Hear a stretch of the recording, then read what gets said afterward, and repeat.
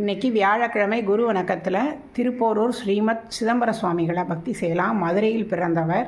மீனாட்சி அம்மையின் மீது மிகுந்த பக்தி கொண்டவர்.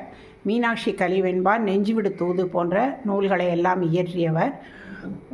விருத்தாசலத்தில் குமாரதேவர் என்பவரை தன்னுடைய குருவாக ஏற்று சிவதீட்சை பெற்று நிஷ்டையில் ஆழ்ந்தபோது அவர் முன்னே மயில் ஒன்று அழகாக நடமாடியது போன்ற காட்சி வந்தது. குருவிடம் விளக்கம் கேட்க மதுரைக்கு போன்னு சொல்கிறார். மதுரையில் வந்து 45 நாட்கள் மீனாட்சி அம்மையின் முன்பு கடுந்தவம் புரிந்தபோது மீனாட்சி அம்மை நேரில் காட்சி கொடுத்து யுத்தபுரிக்கு என்னுடைய மகனுடைய சிலை மற்றும் கோவிலை மீட்டு எடுக்க வேண்டும்னு சொல்கிறான். வடக்கு அதனால் வர்றார். அதாவது சென்னை கிட்ட காஞ்சிபுரம் மாவட்டம் திருப்போரூர் தான் யுத்தபுரின்னு புரிந்து கொள்கிறார். மக்களிடம் கேட்டபோது இங்கு எந்த முருகன் கோவிலும் கிடையாது, சிலையும் கிடையாது, வேம்படி விநாயகர் தான் இருக்கார் பனைமரக்காட்டுக்குள்ளேன்னு சொல்கிறாங்க.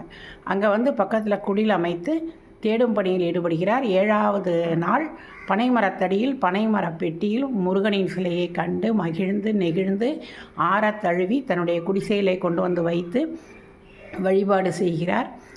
அப்படி ஒரு நாள் நிஷ்டையில் இருக்கும்போது கோவில் கோபுரம், கோவில் மண்டபம், கருவறை எல்லாம் அவர் கண்ணுக்கு தெரிகிறது. விழித்து பார்த்தால் முருகன் எதிரே பிரதட்சியமாக காட்சி கொடுக்கிறார்.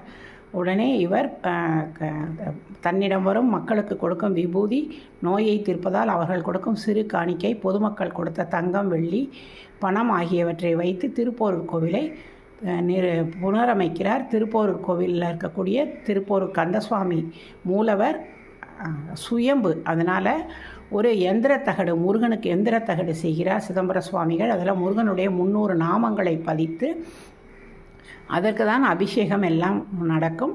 இந்த கோவில் பல்லவர் காலத்தில் கட்டப்பட்டது. ஆற்காடு நவாப் தன்னுடைய மகளின் நோயை இவருடைய விபூதி நீக்கியதால் ஒரு நிறைய தொகை கொடுத்தார். அதனால் ஆற்காடு நவாபுடைய சிலை கூட இந்த கோவில் மண்டபத்தூணில் இருக்கும்.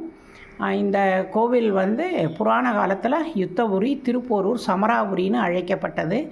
முருகன் தாரகாசுரன்கிற அசுரனை, அதாவது பத்மசூரன், சூரபத்மனின் தம்பியான தாரகாசூரனை இங்கே வானிலே வதம் செய்தாராம். வானிலே செய்த போர் திருப்போரூர், நிலத்திலே செய்த போர் திருப்பரங்குன்றம், கடலிலே செய்த போர் திருச்செந்தூர்.